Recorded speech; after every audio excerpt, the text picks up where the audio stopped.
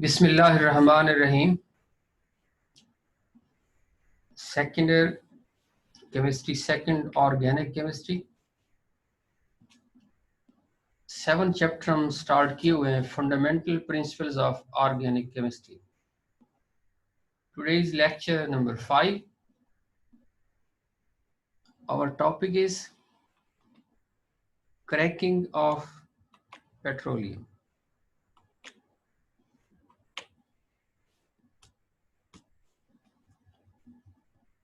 Cracking of petroleum में हम इसकी डेफिनेशन करेंगे, इसकी ज़रूरत क्यों महसूस हुई, और इसमें हम इसकी एग्जांपल्स को स्टडी करेंगे।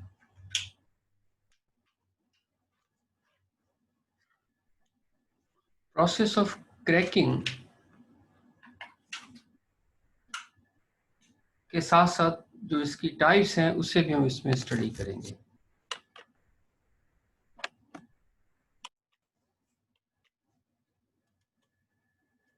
अच्छा देखिए, क्रैकिंग ऑफ पेट्रोलियम जो है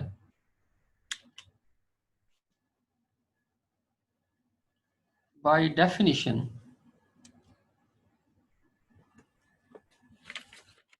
एक ऐसा प्रोसेस है जिसमें लॉन्ग चेन हाइड्रोकार्बन्स को जब उसके बॉइलिंग पॉइंट से ज़्यादा टेम्परेचर पर हम हीट करते हैं तो उसमें कार्बन कार्बन बॉन्ड्स ब्रेक हो जाते हैं, कार्बन हाइड्रोजन बॉन्ड्स भी ब्रेक हो जाते हैं,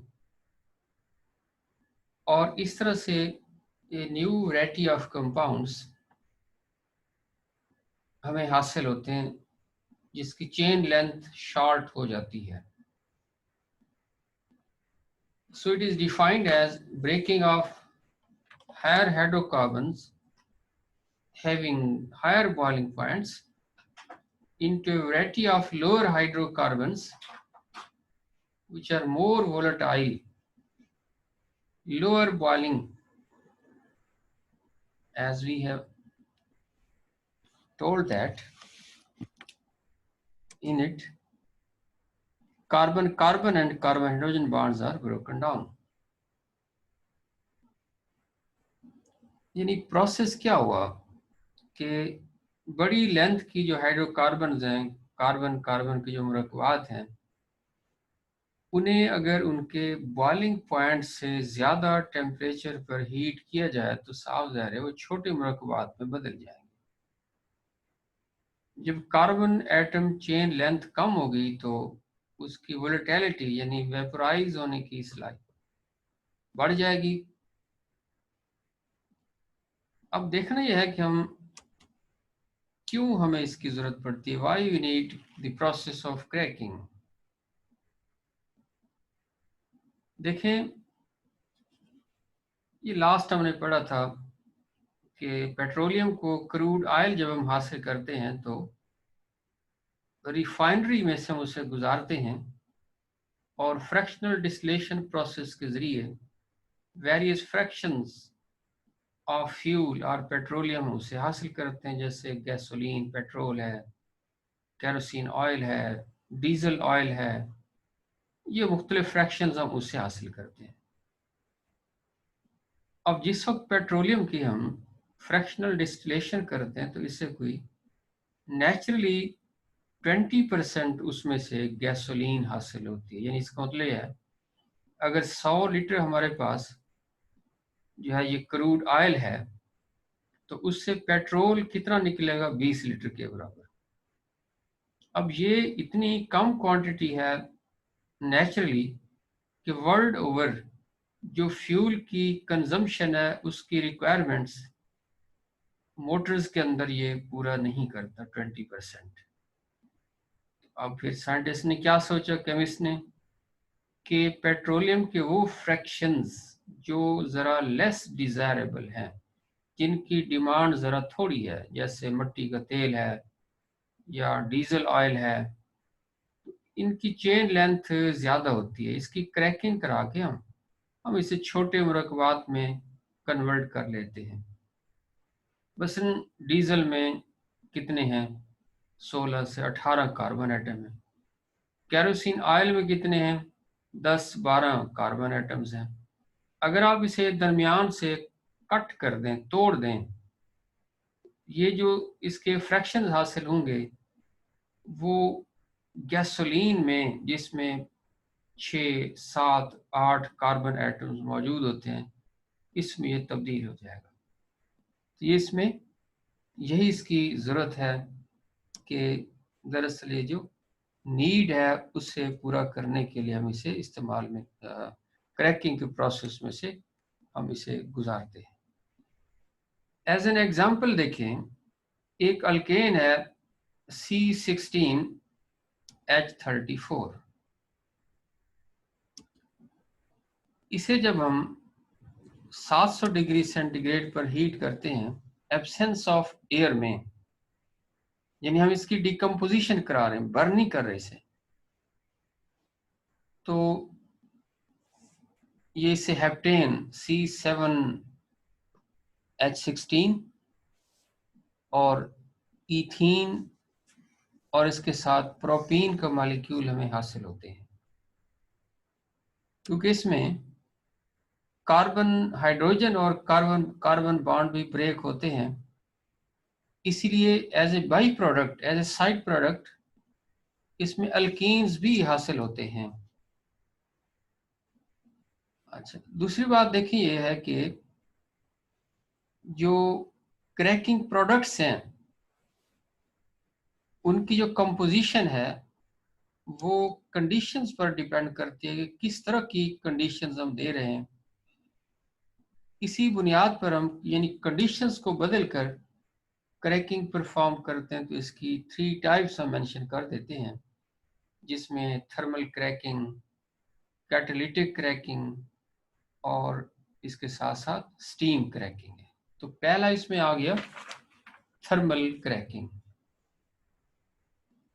थर्मल क्रैकिंग क्या है कि लार्जर मॉलिक्यूल्स को अगर हम हाइड्रोकार्बन्स को हाई टेम्परेचर पर हीट करें और हाई प्रेशर पे, ये तकरीबन 700 डिग्री से ज़्यादा टेम्परेचर पर, तो स्मॉलर मॉलिक्यूल ऑफ हाइड्रोकार्बन इससे हमें हासिल होते हैं।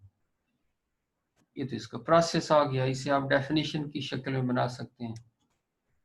इसकी एडवांटेज क्या है? एडवांटेज ये है कि useful in producing unsaturated hydrocarbons such as ethene and propene. इसे आप चेंज कर लेंगे, लफ्ज ईथीन कहेंगे, जो अनसैचुरेटेड हाइड्रोकार्बन इससे आप हासिल करेंगे। दूसरा जो इसकी टाइप है दैट इज कैटालिटिक क्रैकिंग। अब कैटालिटिक क्रैकिंग में ये होता है कि लार्जर मॉलिक्यूल ऑफ जो हाइड्रोकार्बन है उसे क्रैकिंग कैटलिस्ट एल्यूमिनो सिलिकेट यानी एल्यूमिनियम ऑक्साइड और सिलिकॉन ऑक्साइड 500 टेम्परेचर और 2 एटमॉस्फेरिक प्रेशर पे जब हीट करेंगे तो ये स्मॉलर हाइड्रोकार्बन में कन्वर्ट हो जाएगा। इसमें आप देख रहे हैं, एक तो इसका ये एमसीक्यू बनता है कि क्रैकिंग कैटलिस्ट और aluminium oxide plus silicon oxide.